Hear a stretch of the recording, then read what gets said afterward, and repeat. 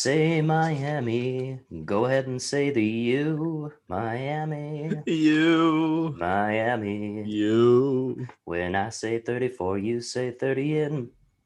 34. 30 in. 30. Welcome, everyone, to 30 for 30 in 30. This is our 7th episode. I have a new microphone, so my voice is crisp, clear, and sexier than usual. Yeah, it sounds really good. Yeah, I'm here with sound Nick good.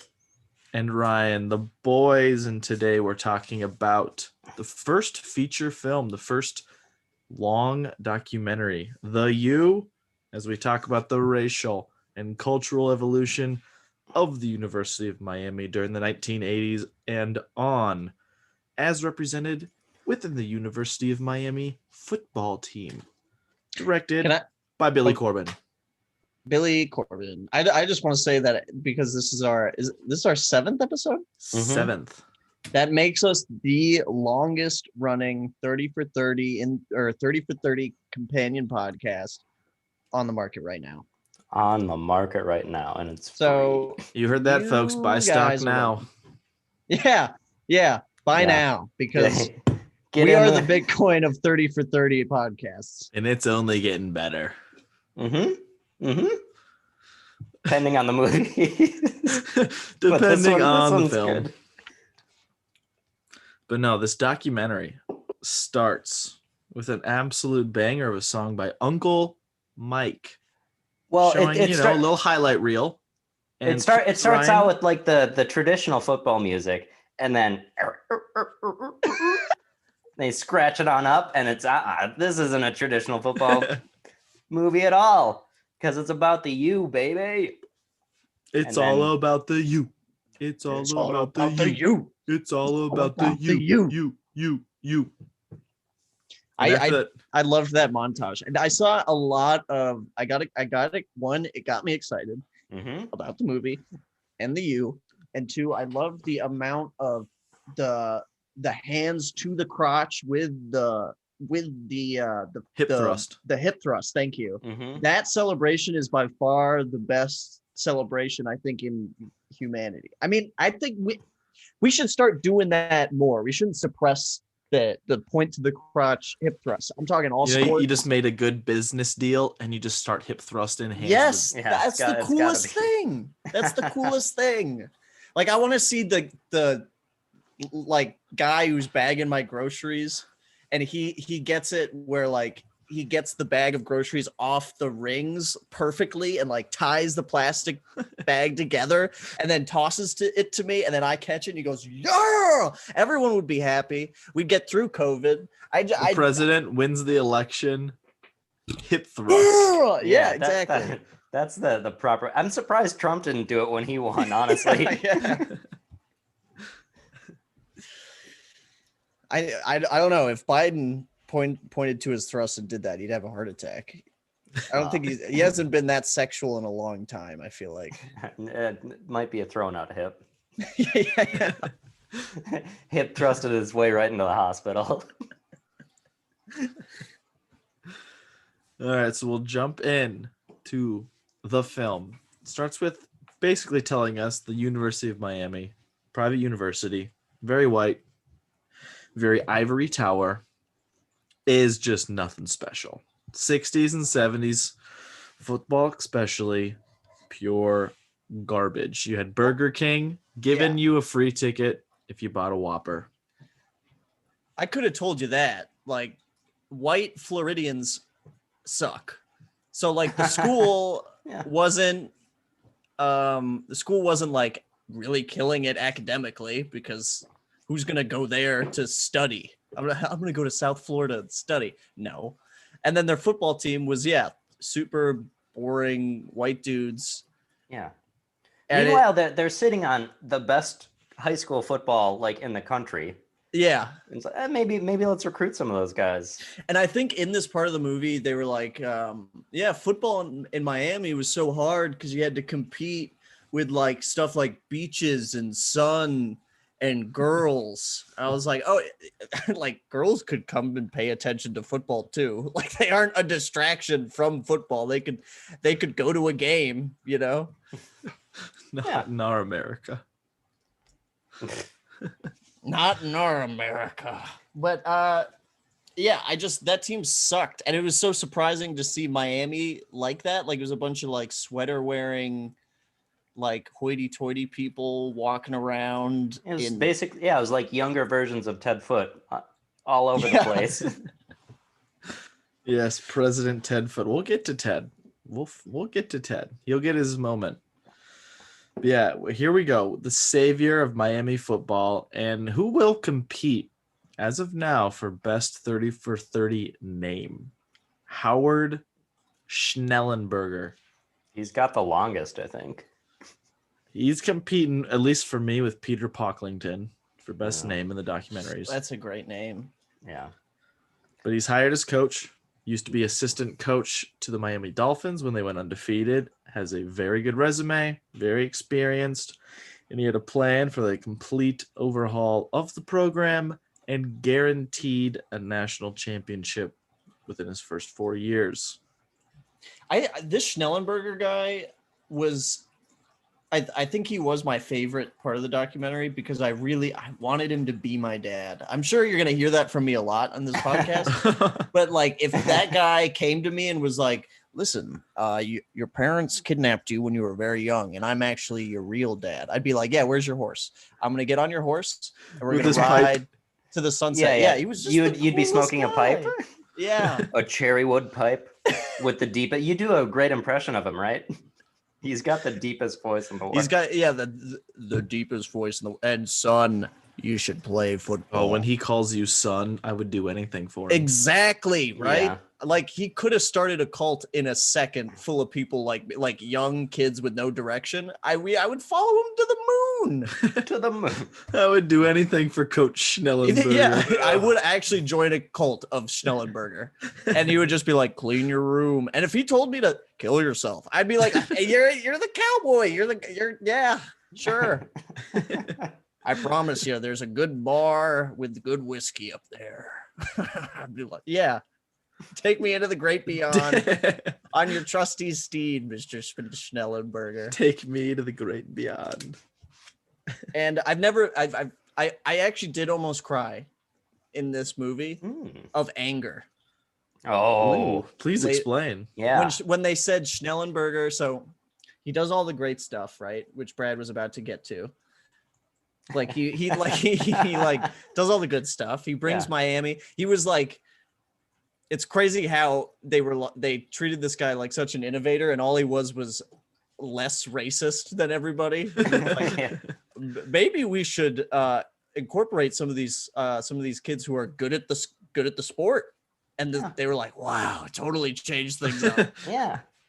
And so he does all the good stuff, and then he stops at the U because he was like, I want to be on a USFL team. And then that didn't work out because obviously of Donnie T. And I got so angry because I was like, you ruined a real man. He was my dad, damn it. I mean, they said that if he would have stayed, he could have been like the greatest coach of all time. Yeah, he would have been the president. He would have been the president of America. God, he really could have been. They would have won like 5 championships in 8 years. The whole country would have loved him. He would have gone on to governor of Florida, moved into the Senate.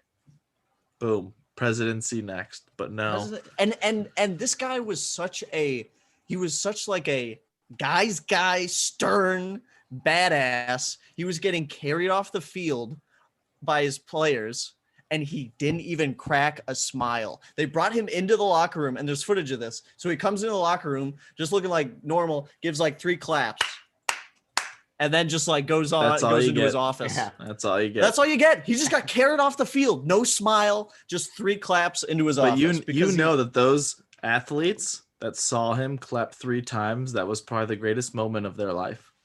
Yeah. The recognition of their win. From that.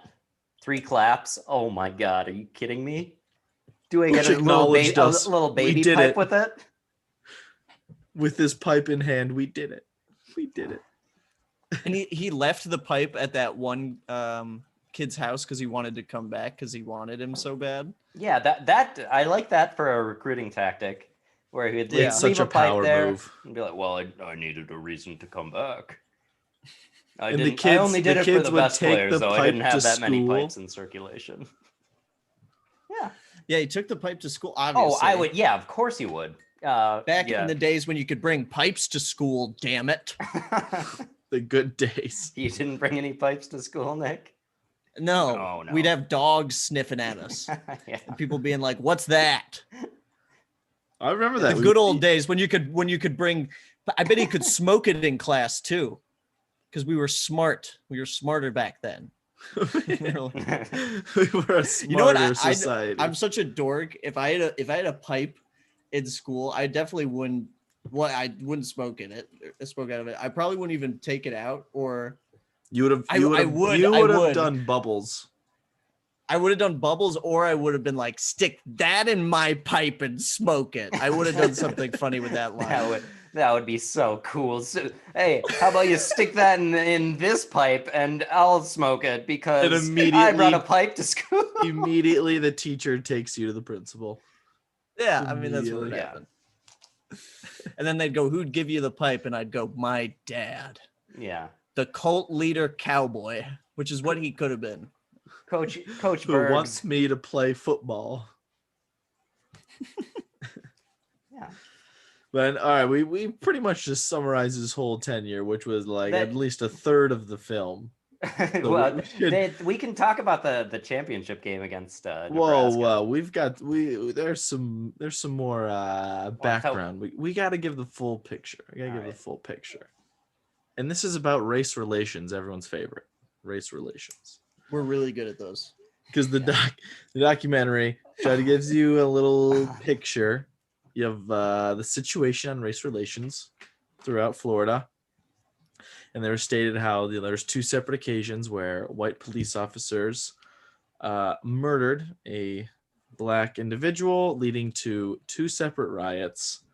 And both times the police officers are acquitted, which led to the riots. And that was just giving you an idea of the race relations throughout the area. And there was a quote saying how, you had to drive when you're driving through these black areas, you would stick your arm out of your car to show your skin color. So if you were black, that they wouldn't harass you as you drove through. Just to give you an idea of, the heightened tension. It was hot. It was hot. It was hot. And before Coach Schnellenberger, it was hot. And he brought the races together. He brought everyone together. But the documentary then continues to one of my more favorite parts, at least for me, where they're talking about how the players, how football, was a way out of the hood. It was a rite of passage. High school games, and you had parents fighting. You had people gambling. One of the players said coach. There was a $20,000 bet on a high school game. That's as degenerative as you can get. I don't even think it was a high school game. I think it was on whether or not a certain player scored a touchdown. Even more degenerate. Oh right? Gosh. Like players were worried gangsters would show up to your house. Imagine that. Yeah. If I'm on that team and somebody goes like, if you score a touchdown, I win 20 grand. And if you don't score a touchdown, I lose 5 grand. And if I drop the ball in the end zone, I'm just running home and moving. I'm out of here. I have to leave. I dropped the ball. Packing up a bag and going. Yeah, it's not going to be good. And I love there was a shot of this mom coach going after a kid you keep hold of the ball because she knows it's a good way for him to make a living. So any mom, she's putting all of her mom energy into him being good at football. It's just I wish my mom did that for athletics. I wish she kicked my ass a little bit more. I couldn't imagine. She was way more passionate about getting me off video games. That was her get off the video game, do something. But if she was on the field, kick the ball, Nick, I'd be I gotta think about this. To be fair, How many days did you have of Call of Duty Modern Warfare 2 I mean, in the year 2013? a month of my life. A month of my life was spent on the game. And a lot of people are like, oh, you played it for a month. No, like continuously, like 100% of the time that would take up a month, I've spent on Call of Duty Modern Warfare 2. So, I mean, that's fair for a mom to get mad at that. And soccer wasn't exactly my way out of the hood. So she doesn't need to be that passionate. But Call of Duty could have been my way out of the hood, I tell you that. You put the time in, you certainly did. Yeah, I see these streamers now, and I'm like, that could have been me, Mom. But nope. You held me back. Yeah. You made me go to school and all that shit. I remember one time I woke up it was like 5:30 or 6 a.m. And I woke up and I'm going downstairs and my mom was like making coffee, like looking, you know how people like your mom always looks sickly really early in the morning because you know what I mean? It's super early. So she didn't look good. She was like, what are you doing? And I was like, I'm going down to play Call of Duty. And she was like, don't you need rest? Like, that thought didn't come across your mind. Yeah, I was like, oh, you're right, Mom. Maybe I should rest. And I was like, oh. And she was like, I heard you playing at 3 a.m. And I was like, yeah, well, I gotta keep playing. I don't know how to explain it to you. How am I supposed to get better at this video game, Mom, if I'm not up at the crack of dawn every morning? I gotta practice. Yeah. I mean, I'll never forget that year. Mountain Dew had codes underneath their bottle cap for double XP for like an hour, and you would deep dive into the classroom garbage cans to get those bottle caps. Oh. You tell me stories about myself sometimes, Brad, and I just I shake my head. I don't remember that. My brain got rid of that shamefulness. That probably means you drank a ton of Mountain Dew, which is I'm also pretty sure gross. In 8th grade, he drank 2 Mountain Dews a day. A morning. How do you still have teeth? I don't know. I was sickly. That was my first like addiction was Mountain Dew. And it got so bad. This is like He would scooter to school. This is Get 2 Mountain Dew. This is so degenerate. You know how like you got the boards of the United States and you try to find the state quarters and stick them in the board. So I had like 30 of those. No. And eventually I ran out of spare change and I was like, I need the Dew. I popped the quarters out of, and I had to make the decision of like which states. So I was like, California, there was a lot of Californias. Yeah. I was like Arkansas. It got bad when I took the Minnesota quarter and I was like, this is really like, I got to get a job or something. I gotta get some of these feed quarters. a Mountain Dew edition. It was like Ed and Eddie.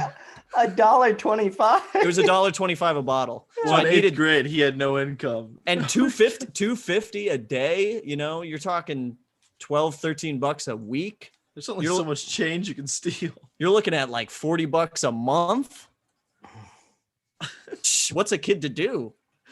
Oh my! Not drink as much Mountain Dew, maybe. Yeah, and then there was some rumor that it made your dick small, and that really made you. That made me cut it. Yeah, just woke like that. you up. Did you do a lot of research on that? I didn't. Well, I did. I wasn't hitting puberty, and I was like, I bet it's me chugging 2 bottles of Mountain Dew every morning. So I cut them down your pants. Yeah. How much Dew? Yeah. I was like, I don't know how many inches. I don't know how many inches the Dew is worth. Like I need some girth down here. Oh, it's width inches. I need more. I need like at least 4 inches of width, right? Yeah, that's right. I want a tuna can.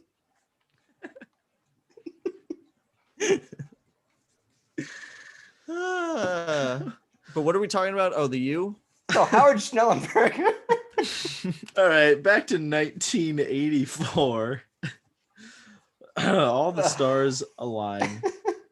Freshman QB lose their All first these game. Just turn into Nick stories from middle school. Which is it fine. was a great time. You know, 30 for 30s, those series of movie on Nick when he went to middle school.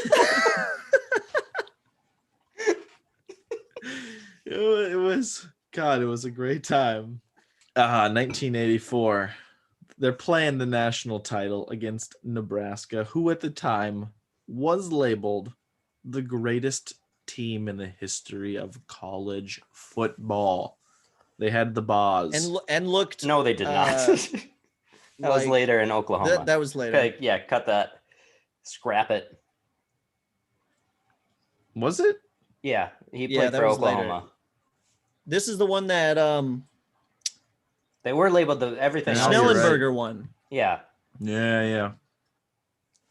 Schnellenberger beat Nebraska, and they looked super white. God, keep this in. Keep my shame in, please. No. So shamed.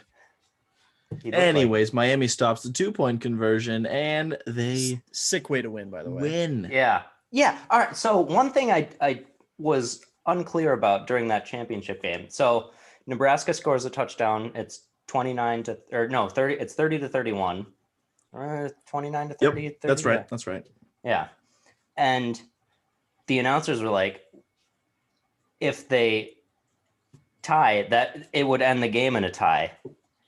And I did hear that too. Yeah, I was surprised about, it's the national championship game. Maybe go to overtime. Like, it might be something people want to see. No, we're just gonna leave it there. Yeah. Tie, yeah. A little anticlimactic, but I will say I do respect the man going for 2. Me too. I was gonna say that's the call right there. You gotta go for the 2, gotta go for the win or the loss. And to be the receiver that it just bounced off of, that's it was tipped. That'd be tough, but it was blocked. Still though. Good defense in the chest. There. Yeah. Great D. Great win. And the start of the U. And the start of the U. And everyone was like, first ship? Damn. Schnellenberger called it. He said that they would win a title. He then goes on, wins a title. Because the man can't lie. Yeah, you think Nick's dad is gonna lie like that? Exactly. He's everyone's dad. He's the best guy in the world. He's real life Santa Claus. He's magic. Dad isn't perfect. Dad decides that he's gonna try at the USFL as a part owner, GM, and coach of the Spirit of Miami, which never becomes a team. No, didn't come to fruition.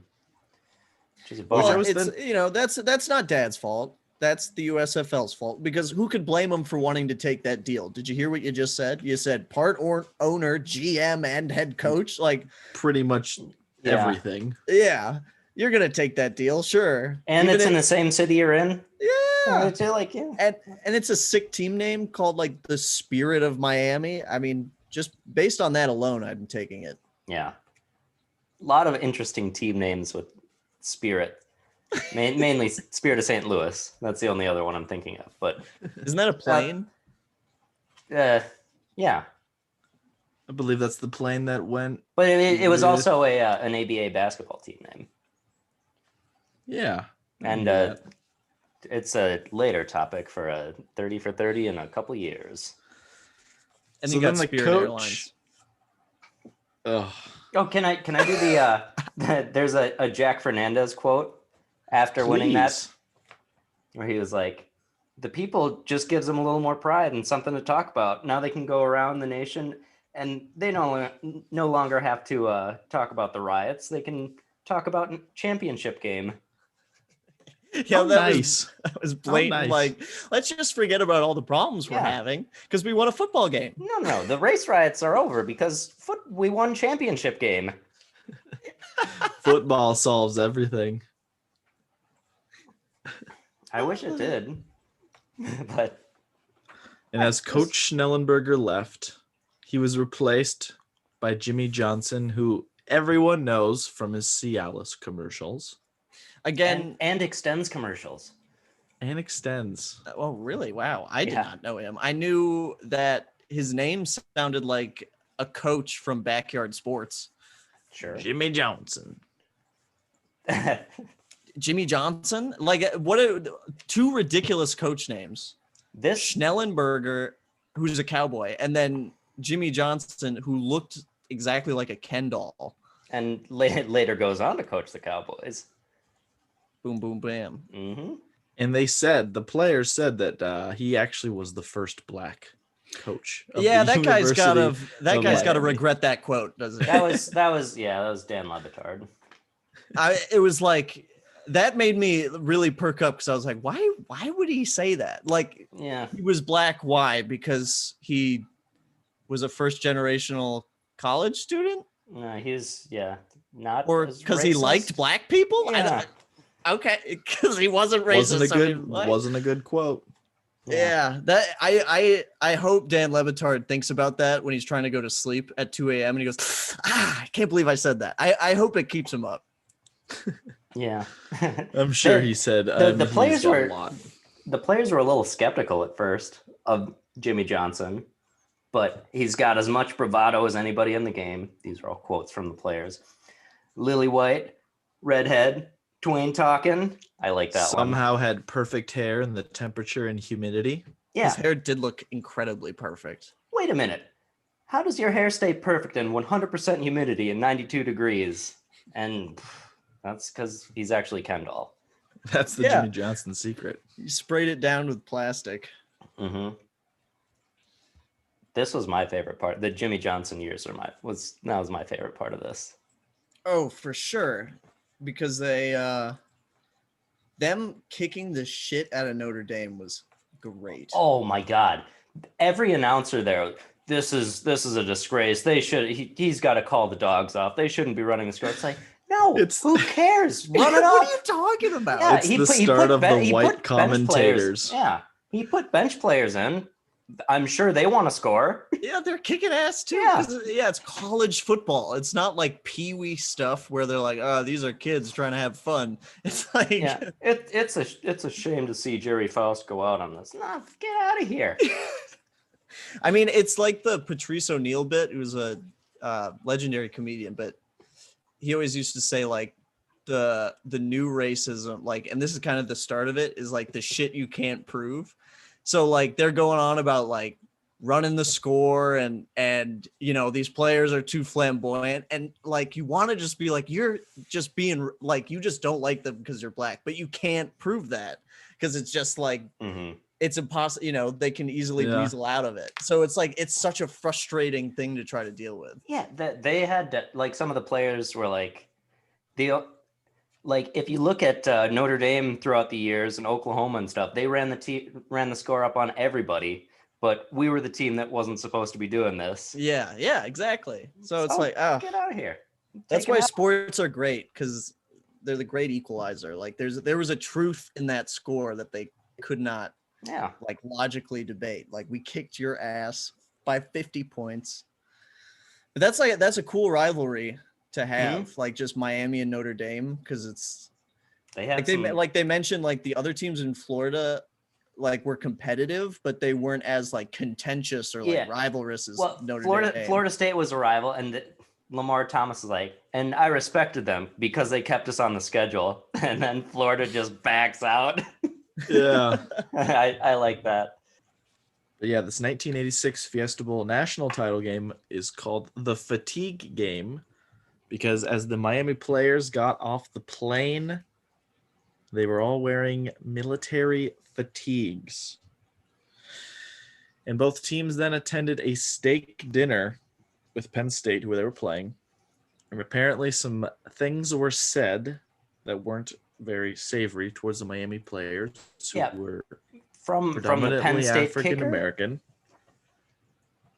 The weakest guy on their team is gonna just go up there and be biggest racist. Mouth. Yeah, the kicker was talking shit. Yeah, I was confused by that part because I was like, I didn't know if if like citizens from the city were talking shit or if it was the other team, but I didn't. For the kicker to talk shit is pretty crazy. That's like something I would do for sure. if I'm the kicker of the team, because I'm like, yeah, you can't really fuck me up. It's a penalty. Mhm. And I've got a team of huge dudes in front of me. So yeah, you guys Yeah. suck. You. Yeah. When you're on the field, sure, but I wouldn't do that at a steak dinner where you're just saying shit right to their faces. No, and I would probably avoid racial slurs. I don't think that'd be a good way to go. Yeah, that would be a smart thing to do. Just avoid those. Because the all that's Miami gonna do, players- like, aside from being like racist and a shitty thing to do, like all you're doing is making those guys want to kick your ass like even more. Like they already wanted to beat you because they're good at football and they're really competitive, but adding that extra layer of like human conflict to it, they're gonna just wipe the floor with you. Do you want to do Which is what you would think. Yeah, do you want to do the Jerome Brown quote, Brad, or should I? You got it. So Jerome Brown is sick of hearing these shitty jokes that this Penn State kicker's saying. So he gets up there and says, "Did the Japanese go and sit down and have dinner with Pearl Harbor before they bombed them? No, fellas." Well, everybody said, "No, fellas, let's go." And then they all left, which is so cool. And Jimmy Johnson even left too. He was like, they were ready to leave. In fact, I was ready to leave. I left right with them. It's like, yeah, good work, coach. And it would have been extra special if they went and just kicked Penn State's ass. But the QB had probably one of the worst possible games in a national title game, throws 5 picks, and they lose. Oh, that's right. They lost. Yeah, I thought they lost did. I thought they did kick 14 to ass, but they 10. lost. Damn. You want to know? This was just a thing I looked up when I quick checked this game out. The worst person associated with the game had nothing to do with Miami because Jerry Sandusky was their defensive coordinator at Penn State that year. Ugh. Like, oh, God. Son of a bitch. Yeah. I'd Just rather the have worst thug you than human. Say it. child molester you. Say it. Oh no. Yeah, that can go. Keep that one, please. No, fuck Sandusky. Yeah, absolutely. Just And brutal. the So after irony for a rapist to be a defensive coordinator, it's just disgusting. Yeah. Oh, Going- fuck Sandusky. Let's. You'd think he I know, and Brad. focusing I know. focusing on the defenseless too. Yeah, it's you'd think a guy like that is all offense, but No. Oh my god. Brad, chime in. This can be your quote for the start of the pod. I'm gonna keep my mouth shut. just like those kids did, Brad. You Mm. son of a bitch. Oh my god. I should have said coaches, not kids. Yeah. Dude, this is all it's fine, but fuck Joe Pa. He's a piece of shit. Yeah. I'll say that. Is it Yeah. Joe Hey, Pa? He was Alex Retzloff would not appreciate that. yeah, and all the Penn State douches are assholes. I'll take them all. I'll Joe take them Pa all. Didn't give a shit. Hey, add that to the list, Brad. James Harden. Charleston.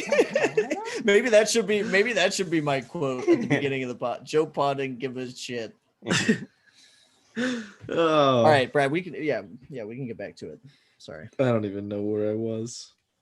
Yeah. Don't you think was this the game that they sold t-shirts beforehand saying that they were the champions? Yeah. No doubt in anybody's mind here. And they should have. They absolutely That's what should screwed have them up. That would make me so nervous. Yeah. And Jimmy Johnson. The thing was, it was just the QB too. I think they were saying the whole everyone else played great. They had tons of yards, but the QB threw 5 interceptions. And they go through those interceptions in the movie, Every and single they were one. all terrible. Yeah, they look Yeah. bad. And he It made me was think- a long time. It made pro, me think too. that he might have bet against himself. Mm. That's how sketchy some of those were. I mean, I was thinking about it when they were talking about the high school sports, and I was like, if I was in that position, I would 100% throw a game for money. Like high school, high school, sure. yeah, I'm throwing the game. Especially if you need money, yeah, I would too. 5, 10 G. Yeah, You might have gangsters coming to your home to kill No, you. no, I would be on theirs. I would go to the Okay. gangsters Yeah, and yeah. say, "Hey, I You want to would throw a work game." in tandem I'm- with them. I'm- Yes, yeah. yeah. Okay, Ain't no okay. dummy. You're in cahoots, huh? I ain't no dummy. So after the devastating loss, this is where we finally get into what Nick said earlier. The president, Tad Foote, tries to Cue institute the Victorian music. Just- old white man stuck in his old times. Tries to change the culture, a dress code, code of conduct. Did not want to embrace the changing culture of the football team because he was old and he was white. So now we get to more of the ending of the documentary. We could probably shoot through it a little quicker. We've got the 87 Hurricanes. They took everything to heart. They took that loss to heart, and they become more disciplined, have a perfect year, go on to play Oklahoma in Miami, and they just beat Oklahoma for the title for Jimmy Johnson. Next year they go on to lose at Notre Dame on a blown call. Footage shows it, blown call.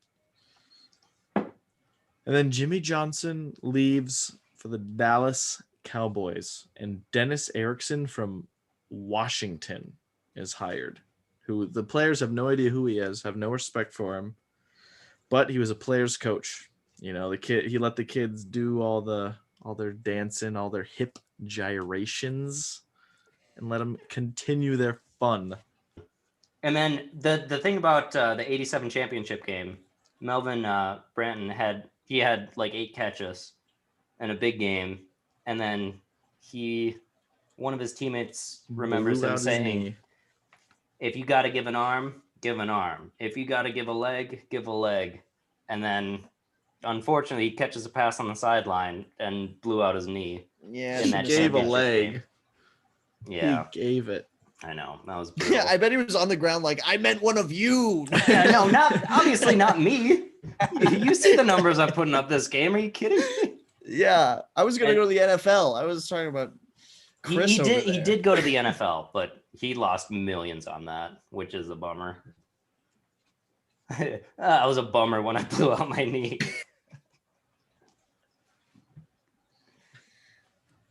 The combination of losing that much money and being in physical pain has got to be. Yeah, I would definitely cry from that. Yeah, I think I'd try to really like become friends with the guy who injured me, and like among 10 years like build a really good friendship, and then like do something crazy like marry his wife or steal a kid or something. Yeah, long con him, sure. Yeah. Oh my Sure. God. Or like deep fraud. Steal like, his child. Yeah, no, just hey, become That'll really good friends with teach them. you. Hey, just have like a boys' weekend at the cabin. Turns out it's just you two, and there's a big hole when he gets there. That'll teach you for tackling me. And then there's just like pictures of my knee that I've printed out and put all over the wall. Must be nice to walk so well, huh? Or I'll throw him a football and then be like, catch the football, buddy. That would be so scary. Yeah. I'd probably just be sad. 1990 season. They do not play in the national title game, but they play hang on. Texas. They did win the championship in '89. Just touch on that briefly. They did. They beat Alabama. They won. Oh, that was the Bosworth whatever. He was a douche, and then Nope. that was 87. Ah, shit. Okay, sorry. Just blow Dennis. Blow past 89. Dennis Erickson, first year head coach, wins the national championship. First time since 1948 that a rookie head coach did that. And then we jump to the 1990 season where they lost the opening game against BYU and the former players. Is that a good base? The former players called the current ones and they're like, you got to do better. So they won every game since then. And then they didn't make a major bowl game, but they made the Cotton Bowl and they were playing against Texas. They're And playing here- against Texas. Here we go. When they got off the plane, they gave a gift bag to all the players, and in the gift bag there was like a ball of cotton, which did not rub the right way to the African American players for obvious reasons. Why would you do that terrible decision? Just Really bad. Like, it's the Cotton Bowl, but come on. just stupid. Think about what that means, just for a second. There's not. I can't believe there wasn't one guy who was like, wait. Yeah. Like, yeah. Oh, you mean from all the way back? Oh, that's we shouldn't maybe do that. Like, not. Now, does cotton have any historical impact? I can't think. Oh yeah, fucking don't do it. The players take it to heart. They absolutely massacred Texas, but on the other hand, they also have 202 penalty yards, which, as a result, the NCAA then creates a new set of guidelines on player conduct and unsportsmanlike conduct. And the players said that the majority of the video was just a highlight reel of the Miami Hurricanes players, which is one of my favorite parts. I loved the player down the tunnel with the finger guns. Yes, that was it. Randall Hall. He was hadn't got a pass all game. He was like, I don't care what you called. I'm running a go route, and you're throwing the ball to me. And he fucking does. Gets a touchdown. Keeps running past the end zone through the tunnel, and then just pow pow, 6 shooters right back at it. Was so good. And everyone kind of looked back in the tunnel. It was almost like a streaker was running on the field because people were like confused, and you saw the refs looking down the tunnel, and the way he just kind of awkwardly stands there. Yeah, so good. You only do finger guns like that if he had like the whole team behind him, like finger guns, but him just alone in the corridor, just matrixing. It was so. His teammate Lamar Thomas called it. That was the best ever, and I agree with him. That was so good. They should have no rules against excessive celebrations. I want to see the most creative celebrations. And college. The shots of what the NCAA sent out looked like airplane safety cards. It was like early 90s animation. That was like early 60s animation. That was terrible. They didn't even get proportions right on bodies in that thing. And it was like they must. How do you not feel ridiculous? Being like, you can't punch one's fist. Like, you can't pump your own fist. Like, what? Or like your own chest. You can't have fun. Yeah, the excessive celebrating rules it was basically just a Miami highlight reel, which the guys on the team got a kick out of. And I did too. Yeah, I mean, that would be awesome to just see all these things with you scoring an insane touchdown and celebrating. And they're like, you can't do that. I made this rule. All right. As you thrust your hips. Yeah. Again, like I touched on at the beginning of the episode, best celebration, that point at the crotch and the hip thrust, because it sends a message and it feels good as you do it. Not a lot of things do that. Put your goddamn opponent in their place next to your crotch. Also, like, if we're playing football and it's a good game and like they're taunting and then you get to taunt back, it is a ton of fun. Like, it shows that they're actually just out there having fun playing a game rather than it being a business or like, you know what I'm saying? Like, it's cool to watch. It's cool to see, as long as it's not, like, I get Randy Moss wiping his ass in front of everybody was like, no, that celebration was the best ever. I love that. Him so pulling much. down his pants. I remember seeing that as a kid. He didn't actually pull his pants. It was just moon. He fake mooned him, and then pulling down his pants would be the greatest. I would say that. I To- could see how to- people would think that would be excessive. To celebrate a touchdown and retire at the same time, I mean, that'd be pretty dope. Yeah. To legit just moon everybody and be like, I don't even give a fuck about football. I just wanted to score that last touchdown and I'm out of here forever. And he did it to the Packers too, which as Minnesotans we can all appreciate. Oh yeah, I loved it when Randy Moss mooned him. All right, can I do this one, Brad? All right, everybody. Follow Thanks in 30 for for 30 listening on again. Instagram and Twitter and Facebook, and 30 for 30 podcasts and YouTube, and it's all about the you. It's you. all about the It's you. all Shut about the you. Fuck up. I You didn't. piece of shit. You don't know how this goes. I don't. I didn't even talk about our next episode to get Oh. the new viewers, dude. Yeah. God. Yeah. No. Hey, you thanks should, for listening to our 7th episode.